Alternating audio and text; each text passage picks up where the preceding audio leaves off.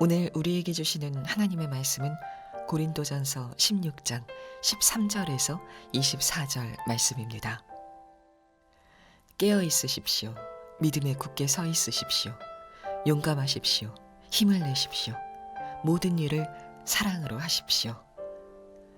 형제자매 여러분, 나는 여러분에게 권합니다. 여러분이 아는 바와 같이 스데바나의 가정은 아가야에서 맺은 첫 열매요, 성도들을 섬기는 일에 몸을 바친 가정입니다. 그러므로 여러분도 이런 사람들에게 순종하십시오. 그리고 또 그들과 더불어 일하며 함께 수고하는 각 사람에게 순종하십시오. 나는 스데바나와 부드나도와 아가이고가 온 것을 기뻐합니다. 그것은 여러분을 만나지 못해서 생긴 아쉬움을 이 사람들이 채워주었기 때문입니다. 이 사람들은 나의 마음과 여러분의 마음에 생기를 불어넣어 주었습니다. 여러분은 이런 사람들을 알아주어야 합니다. 아시아에 있는 교회들이 여러분에게 문안합니다. 아굴라와 브리스가와 그 집에 모이는 교회가 다 함께 주님 안에서 진심으로 문안합니다. 모든 형제자매들이 여러분에게 문안합니다. 거룩한 입맞춤으로 서로 인사하십시오. 나 바울은 친필로 인사의 말을 씁니다. 누구든지 주님을 사랑하지 않는 사람은 저주를 받으라. 마라나타, 우리 주님 오십시오. 주 예수의 은혜가 여러분과 함께 있기를 빕니다. 나는 그리스도 예수 안에서 여러분 모두를 사랑합니다. 아멘. 하나님의 말씀입니다. 자, 오늘은 고린도 전서 마지막 설교입니다. 항상 마지막은 마지막에 영성이 있습니다. 그러니까 마지막에 하는 말이 참 귀한 말이죠. 여러분도 여러분의 인생의 마지막 순간에 무슨 말을 남기시겠습니까? 그 마지막 순간의 말씀처럼 진실한 말씀이 없지요. 사도 바울은 고린도 교회 교인들에게 고린도서를 쓰면서 마지막으로 꼭 하고 싶은 말씀을 하고 계십니다. 그 첫 번째가 믿음에 굳게 서라는 것입니다. 13절 말씀에 깨어 있으십시오. 믿음에 굳게 서 있으십시오. 용감하십시오. 힘을 내십시오.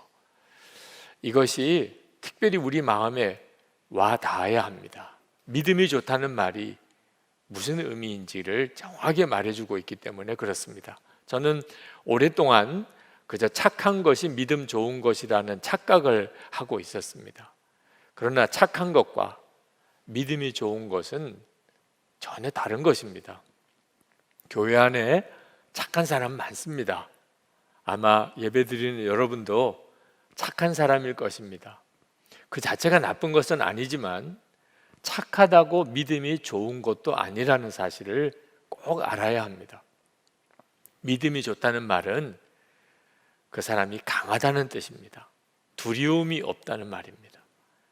골리앗과 이스라엘이 싸울 때 사울 왕과 그 군사들은 하나님을 믿는다고는 했지만 골리앗이 무서워서 숨었습니다. 그 말은 진짜 하나님을 믿는 믿음이 없었다는 거죠. 하나님을 정말 믿었던 다윗은 담대하게 골리앗 앞에 나아갈 수 있었습니다. 믿는다는 것은 염려가 없다는 뜻이기도 합니다. 베드로 전서 5장 7절에 염려를 주께 맡겨버리라 했는데 여러분의 염려가 주님께 맡겨집니까? 사도 바울이 고린도 교인들에게 그 어려운 상황에서 믿음이 강하여야 한다, 그 말씀을 정말 간곡하게 마지막으로 당부하고 있는 겁니다. 지구촌 교회 원로 목사님이신 이동원 목사님 둘째 아들이 미국의 변호사였습니다. 지난 금요일 하나님의 부름을 받았습니다. 사랑하는 아들의 마지막을 지켜보려고 떠나시는 목사님께 문자의 위로와 기도의 말씀을 전해드렸더니 오늘 새벽에 문자가 왔습니다. 그리스도인이란 답을 가진 사람이 아니라 답을 모른 채로 믿음으로 앞을 향해 나아가는 사람이란 말이 마음에 와닿습니다. 아들을 불러가신 이유에 대한 답을 찾지 못했고 영원히 찾지 못할 듯 합니다. 그래도 믿음으로 나아가야 하겠지요. 그 참 귀한 정말 대단한 목사님이시지 않습니까? 우리 모두에게는 어떤 일이 어느 순간에 다가올지 모릅니다. 믿음이 없으면 누구도 다 휘청거리고 넘어질 수밖에 없는 것이 우리의 인생입니다. 코로나19 확산으로 인해서 이 어려운 때에 우리에게 정말 필요한 것은 믿음입니다. 착한 것만 가지고서는 죄를 이길 수 없습니다. 착한 것만 가지고서는 위기가 올 때 흔들리지 않냐고 서 있을 수 없습니다. 착한 것만 가지고서는 영적인 미혹이 올 때에 분별하고 강하게 대처할 수 없습니다. 여러분, 신앙의 가문이라는 거, 또 정통 교단에 속해 있다는 거, 예수 믿은 연한이 길다는 거, 특별한 성령 체험을 했다는 거, 그런 것을 더 이상 자랑하지 마시기 바랍니다. 아간은 여리고성에서 하나님의 손대지 말라는 보화에 손댔다가 온 이스라엘이 큰 위기를 맞도록 했던 장본인입니다. 아골골짝에서 돌에 맞아 온 가족이 다 죽었습니다. 그가 바로 유다 지파 사람입니다. 예수님의 제자 가룟 유다, 3년 동안 주님과 함께 동고동락했으면서도 은 30에 예수님 팔아버리고 말았습니다.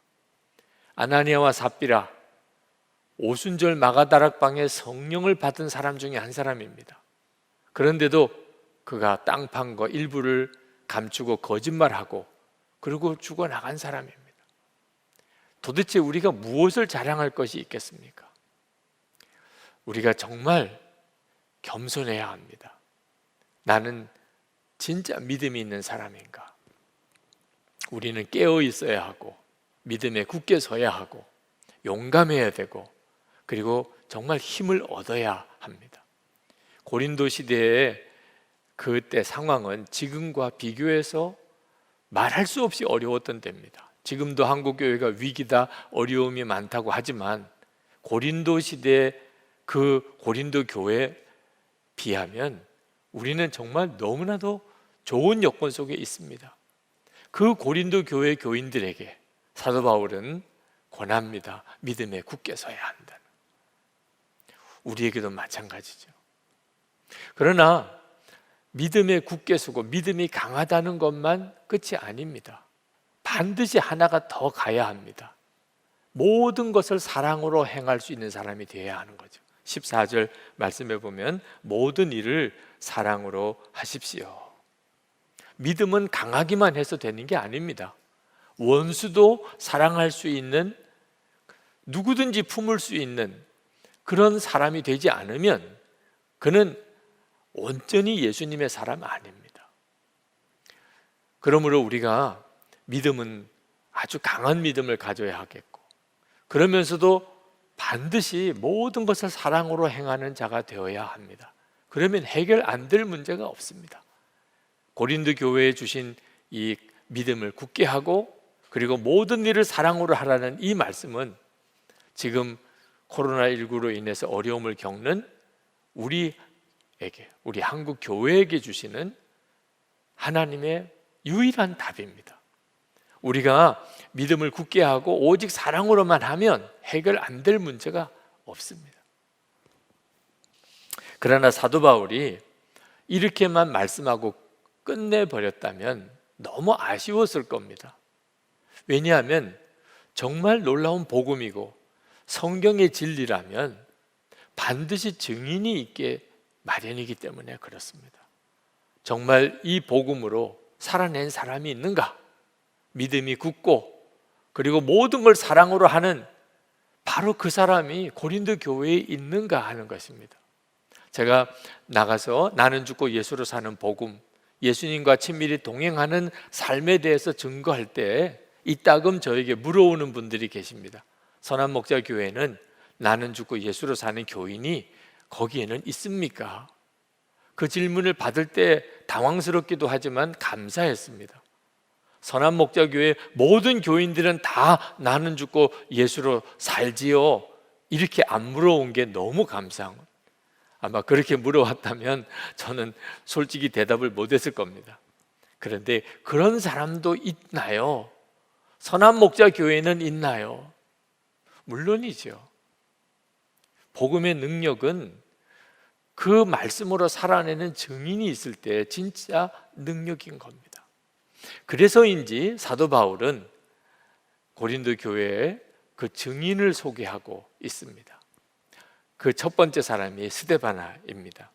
15절 말씀에 형제 자매 여러분, 나는 여러분에게 권합니다. 여러분이 아는 바와 같이 스데바나의 가정은 아가야에서 맺은 첫 열매요 성도들을 섬기는 일에 몸을 바친 가정입니다. 스데바나를 소개하면서 열매라고, 아가야에서 맺은 첫 열매라고 말을 합니다. 이 말씀은 단순히 복음을 듣고 예수를 믿었다는 뜻이 아니고 실제로 그 복음으로 살아내는 증인이라 그런 뜻입니다.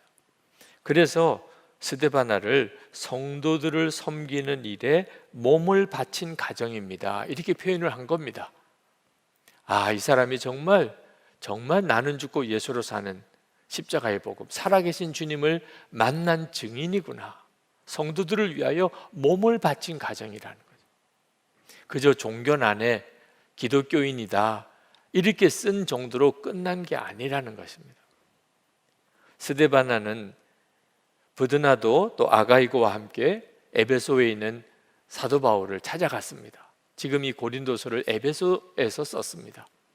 사도 바울이 얼마나 기뻤는지, 그렇지 않아도 고린도 교회를 찾아가고 싶었는데 고린도 교회에서 스데바나와 브드나도와 아가이고가 자기를 찾아와 주었습니다. 고린도 교회 소식을 전해 주었고 고린도 교인들을 다 만난 것 같은 기쁨을 얻었노라고 그랬습니다. 그런 사람이었습니다, 스데바나는. 그러면서 사도 바울은 스데바나가 자기에게 생기를 불러 일으키는 사람이었다고 고백을 합니다. 사도 바울이 이렇게 고백하는 데는 거기에 어떤 이유가 있습니다. 사실 고린도에 오기 전에 사도 바울은 아테네에서 복음을 전했습니다. 아테네는 철학의 도시죠.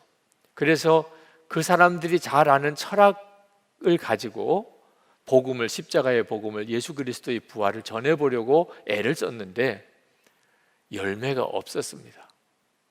어떤 분은 선교의 실패라고까지 이야기를 했습니다. 사도 바울에게 있어서는 참 큰 좌절이었습니다. 실제로 여러분도 전도를 나가 보아서 알지만 전도를 했는데 받아들이지 않으면, 그런 일이 한 번, 두 번 되면 그만 낙심이 되어버립니다. 그 다음에는 전도하는 것 자체가 두려워지죠. 사도 바울도 똑같은 좌절을 겪었던 것 같습니다. 그래서 고린도에 왔을 때 사도 바울은 대단히 두려웠다고 그랬습니다. 과연 내가 여기서도 예수 부활을 전할 때 받아들이는 사람이 있을까?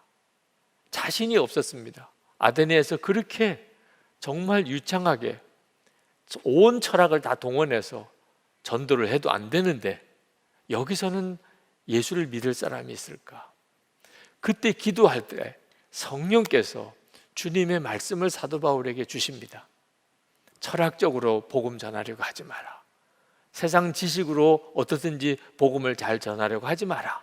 그냥 십자가 복음, 그 원색적인 그 복음 그대로를 전하라.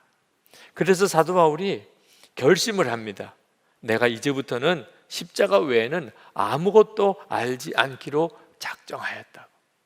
그래서 고린도에서 복음을 전하기 시작을 한 겁니다. 그런데 열매가 맺어진 겁니다. 첫 열매, 스데바나였습니다. 그저 예수를 믿은 정도가 아니고 그 성도들을 위해서 자기 몸을 다 내어놓을 정도로 완전히 변화된 사람, 정말 예수님의 사람이 된 거죠. 여러분, 우리도 이런 증인이 되기를 원합니다.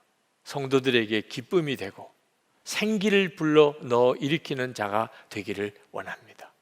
만나보면 답답하기만 한 분도 있습니다. 맨 부정적인 이야기만 하고 안 되는 이야기만 하고 못한다는 이야기만 하는, 여러분들은 그런 사람 되지 않기를 원합니다. 우리는 서로에게 기쁨의 존재입니다. 생기를 불어넣어 일으키는 존재가 되도록 하나님이 우리를 부르신 것입니다. 사도 바울은 이어서 아굴라와 브리스길라 부부를 소개합니다. 19절에 아시아에 있는 교회들이 여러분에게 문안합니다. 아굴라와 브리스가와 그 집에 모이는 교회가 다 함께 주님 안에서 진심으로 문안합니다. 이 아굴라와 브리스가 부부는 고린도에서 만난 사람입니다. 사도 바울은 아테네에서 선교의 실패를 겪고 좌절해서 고린도로 왔고, 이 아굴라와 브리스가 부부는 로마에서 살다가 추방을 당해서 그래서 아주 힘든 상황에서 고린도로 왔습니다. 그런데 두 사람이 다 이 천막을 만드는 그런 직업을 가지고 있었습니다. 거기서 만났습니다. 함께 일하면서 사도 바울이 그 아굴라와 브리스가 부부에게 예수 그리스도의 부활의 복음을 전했습니다. 놀라웠게도 그분들이 그것을 받아들였습니다. 그저 예수 믿은 정도가 아니고 사람이 완전히 바뀌어서 사도 바울의 동력자가 되었습니다. 사도 바울이 고린도에서 떠나서 이제 복음을 전하러 떠날 때 이 아굴라 브리스가 부부가 함께 사도 바울과 동력하게 됩니다.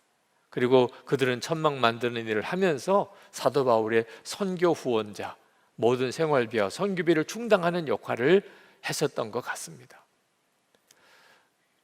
지금 이 아굴라 브리스가 부부의 집이 그 에베소의 교회가 되어 있는 것을 보게 됩니다. 이런 사람이 증인인 거죠. 사도 바울이 전하는 복음은 그저 말로 그친 것이 아니었습니다. 도처에 그 복음으로 살아내는 증인들이 일어났습니다. 그러니 사도 바울의 이 복음이 강력했던 것이죠. 그런데 사도 바울이 갑자기 마지막에 너무나 두려운 말씀을 하고 계십니다. 21절에 보면 나 바울은 친필로 인사의 말을 씁니다. 이제 대피를 해서 받아 적게 해서 고린도서를 썼지만 이제 이 부분에 가서는 사도 바울이 자기 손으로 친필로 썼다는 겁니다. 도대체 무슨 말을 한 거죠? 누구든지 주님을 사랑하지 않는 사람은 저주를 받으라. 세상에 이게 무슨 인사입니까? 아니 갑자기 이렇게 충격적이고 들으면 불쾌할 것 같은 말씀을 왜 마지막에 하시는 겁니까? 여러분 중에도 주님을 사랑하지 않는 사람은 저주를 받으라. 여러분 마음에도 마음이 불편하신 분이 있으실 수도 있잖아요.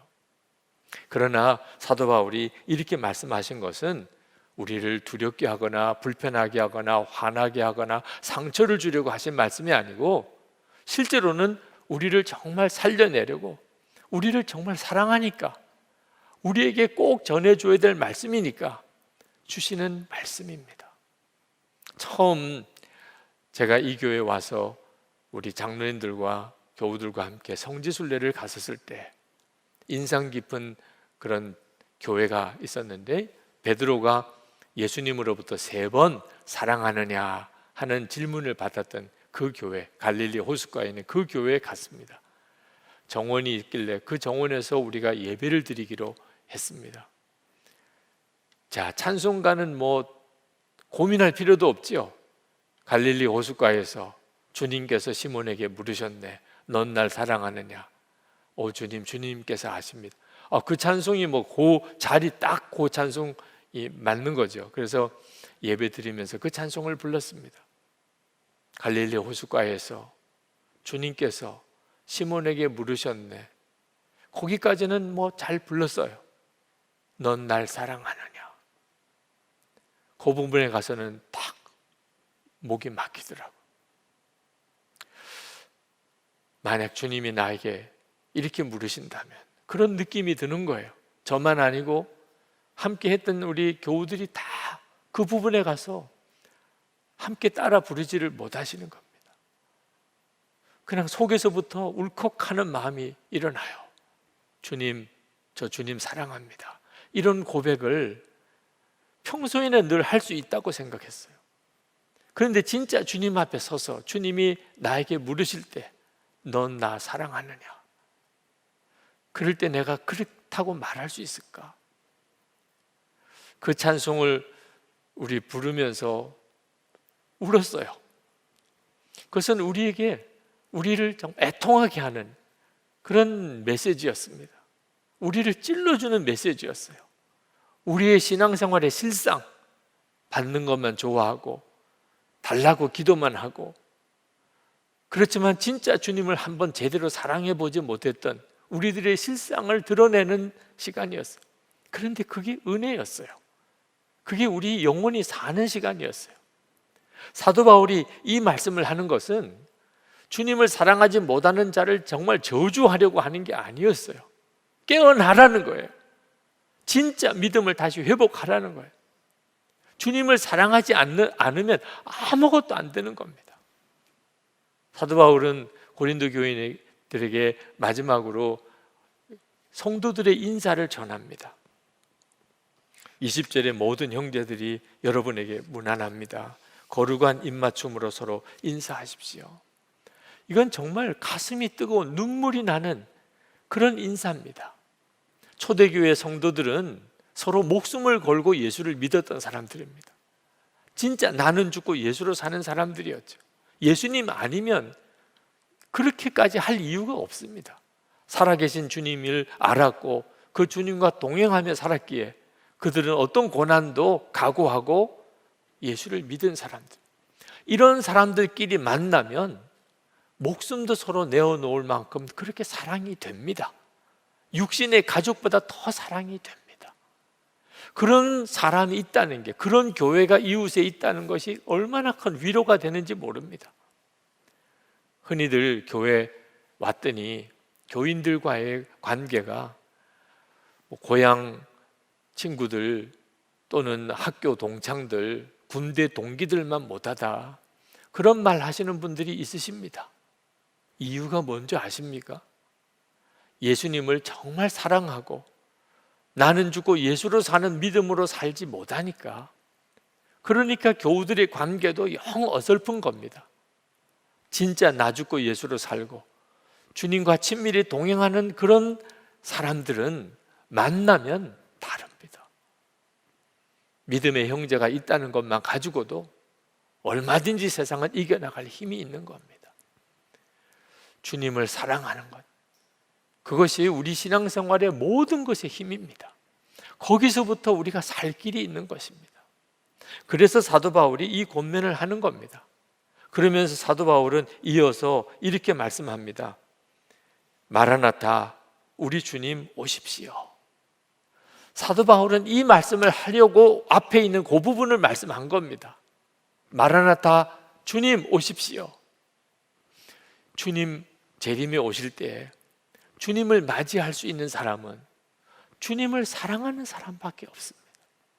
주님이 낯선 사람, 주님 뵙는 게 어색한 사람, 처음 만나는 것 같은 사람, 그 사람이 주님 오십시오, 마라나타 이렇게 기도할 수 있습니까? 사도 바울이 고린도 교인들에게 마지막으로 주님을 사랑하라, 그렇지 않으면 저주를 받는다 라고 말씀하신 것은 그들을 정말 사랑하니까, 주님을 언제 오시더라도 맞이할 준비하고 살아야 하니까 하신 말씀입니다. 어느 집사님이, 한국교회 어머니들은 다 그렇지요, 자녀들을 위해서 그렇게 기도 많이 하는데 좋은 학교 가도록, 좋은 직장 가도록, 좋은 배우자 만나 결혼하도록 기도하셨어요. 근데 어느 날 기도하다가 우리 아이들이 지금 죽으면 천국 갈 수 있을까, 그 생각이 번뜩 들더래요. 그러면서 깨닫기를, 내가 그동안 우선순위를 너무나 잘 모르고 기도했구나. 천국 가는 것부터 먼저 확실하게 하고 그 다음에 학교도 직장도 결혼도 있는 거지. 우리 아이들이 지금 죽으면 천국 갈 수 있을까? 아무런 준비와 기도가 없었던 것을 깨닫고 회개했다고 그랬습니다. 우리 교회 유년부 박영균 전도사님 한번 설교할 때 아이들이 그렇게 떠들고 장난치고 그렇게 하던 그 예배가 그립다는 거예요. 그때는 몰랐대요. 그런데 모여서 예배하지 못하니까 떠들고 장난치던 아이들도 너무 그립다는 거예요. 그러면서 이제 다시 만나서 예배할 날, 그날을 준비하고 있다는 겁니다. 무슨 준비를 하느냐? 이번에 다시 만날 때는 분명한 복음을 내가 아이들에게 전하리라. 또 언제 어떻게 만나지 못할 상황이 올지도 모릅니다.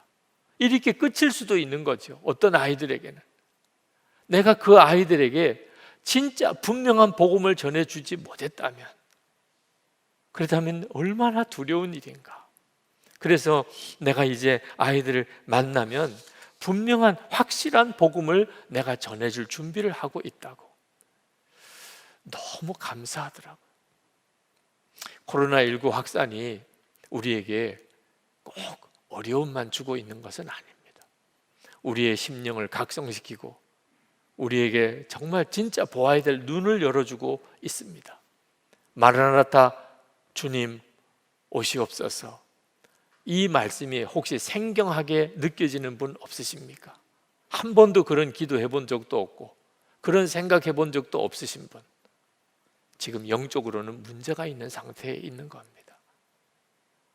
그저 수시로 마라나타, 주님 어서 오세요, 저 준비되어 있습니다, 주님을 뜨겁게 사랑하는 사람만 그럴 수 있는 거죠.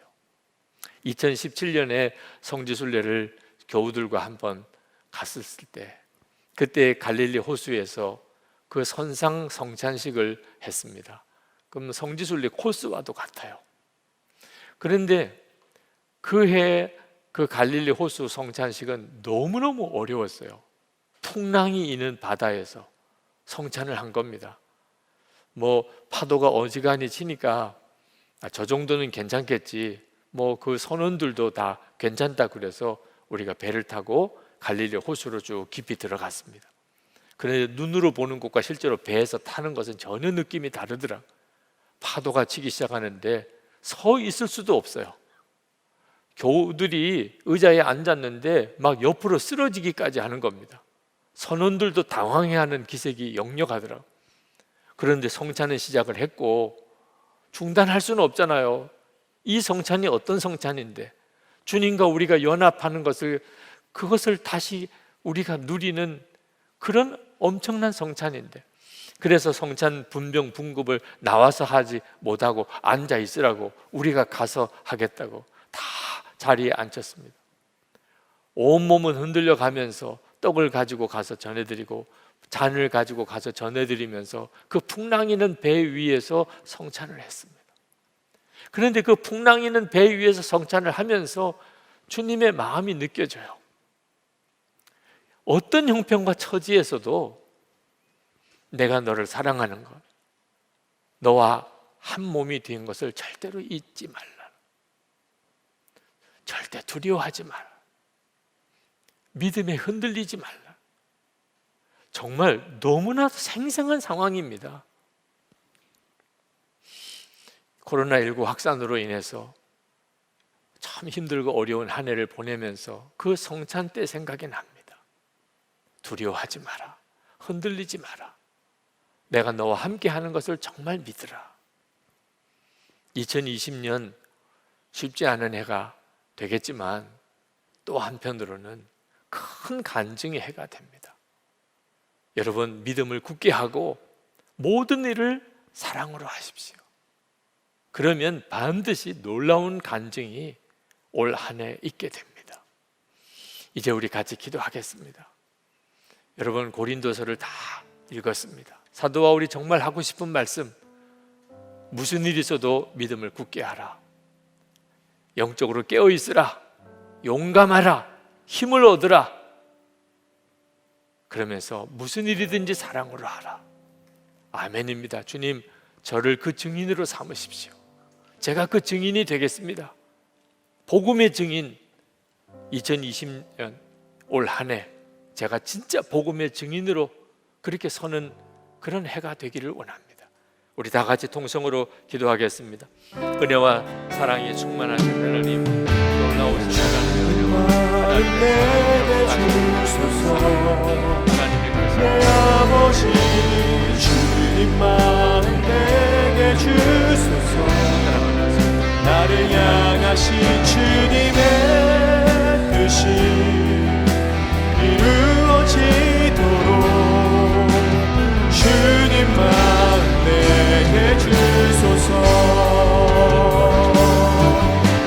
주님 마음 내게 주소서.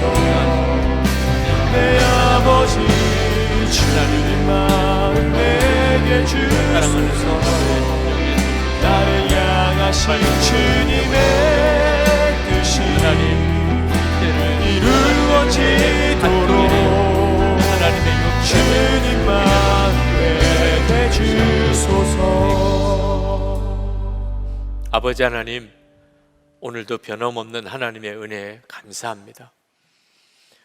우리의 삶의 환경은 너무나 변화가 많고 우리에게 수시로 별의별 어려운 일들이 닥쳐오지만 하나님은 변함이 없으시고 주신 은혜도 변함이 없으심을 믿습니다.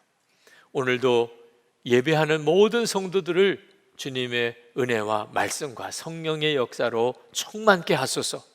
지금 예배드리는 바로 그곳에 주님 함께 계심을 믿습니다. 눈을 열어 주를 보게 하소서. 사도 바울이 고린도서를 전서를 마무리하면서 믿음에 굳게 서고 모든 것을 사랑으로 하라, 우리에게 주시는 말씀이기도 함을 받습니다. 그래 하겠습니다. 하나님, 뭐 어떤 상황에서든지 믿음에 굳게 서고 모든 것을 사랑으로 하겠습니다.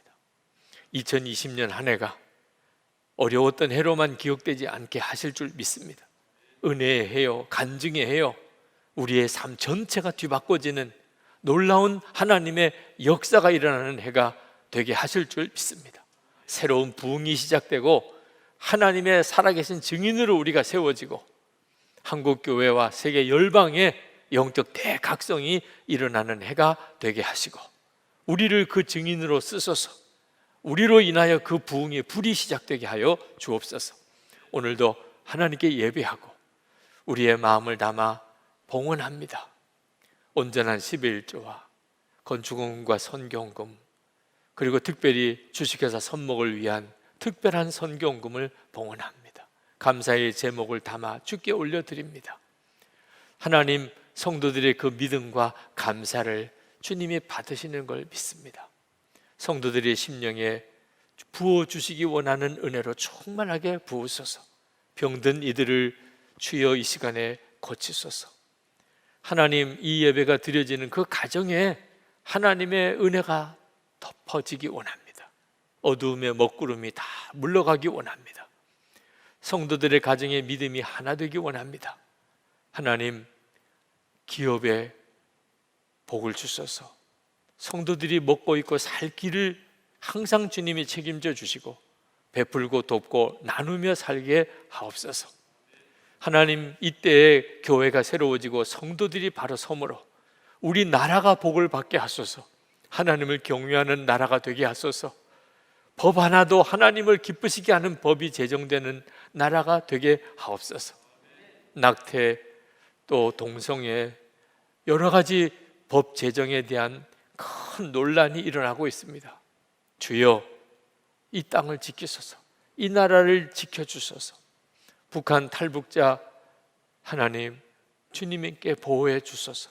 북한 땅에 있는 북한 주민들, 그들에게도 자유와 복음이 전해지게 해 주옵소서. 김국기 목사님, 김종우 목사님, 최충길 선교사님, 장문석 집사님, 억류되어 있는 우리 국민들 속히 석방되는 날 속히 오게 하소서. 열방의 코로나19가 다 멈추게 하시되 이 일을 계기로 모든 나라 교회들 다 영적 대각성 운동이 일어나게 하소서. 선교사님들에게 힘 주소서.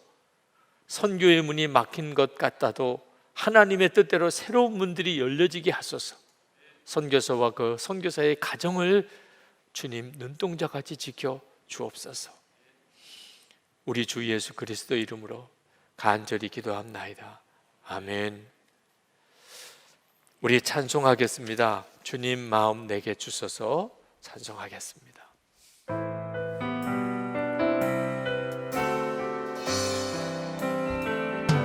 보소서 주님, 나의 마음을 선한 것 하나 없습니다. 그러나 내 모든 것 주께 드립니다.